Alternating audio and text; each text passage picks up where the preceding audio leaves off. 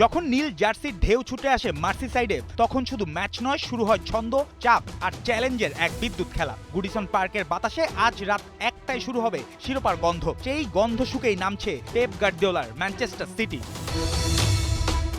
প্রতিপক্ষ এভারটনের গল্পটা অন্যরকম। লিগ টেবিলে 11 নম্বরে থেকেও ইউরোপের স্বপ্নটা বেঁচে আছে। 47 পয়েন্ট নিয়ে তারা হাল ছাড়েনি, কিন্তু সাম্প্রতিক ফর্ম যেন ছন্দপতনের গল্প বলছে। শেষ 5 ম্যাচে যেখানে মাত্র 1 জয়, টানা 2 হারে কিছুটা দিশেহারা মোয়েসের শিষ্যরা। তবু ফুটবল মানেই তো প্রত্যাবর্তনের মঞ্চ। গুডিসন পার্কে সমর্থকদের গর্জন, আর সেই গর্জনের জোরেই বড় দলের বিপক্ষে দাঁড়ানোর সাহস পায় টফিরা।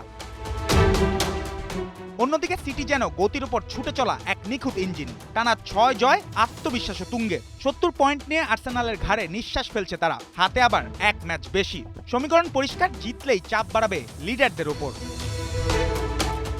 ইতিহাসও সিটির সঙ্গেই কথা বলে। 2017 সালের পর এভারটনের বিপক্ষে হার নেই, শেষ 18 দেখায় 15 জয়। পরিসংখ্যান যেন আগেই ফলাফল লিখে দিতে চায়, কিন্তু ফুটবলের স্ক্রিপ্ট যে সবসময়ই অনিশ্চিত।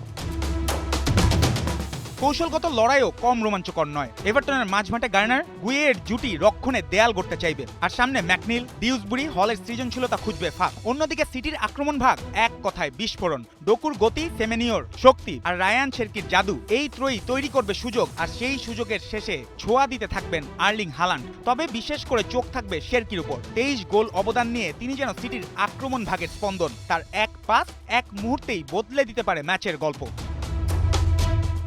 তবে প্রশ্নটা এখনো খোলা, ঘরের মাঠে এভারটনের জেদ নাকি সিটির শিরোপার ক্ষুধা। গুডিসন পার্কের রাতটা বলে দিবে এটা কি হবে আরেকটা সিটির জয়যাত্রা, নাকি এভারটনের চমকের গল্প।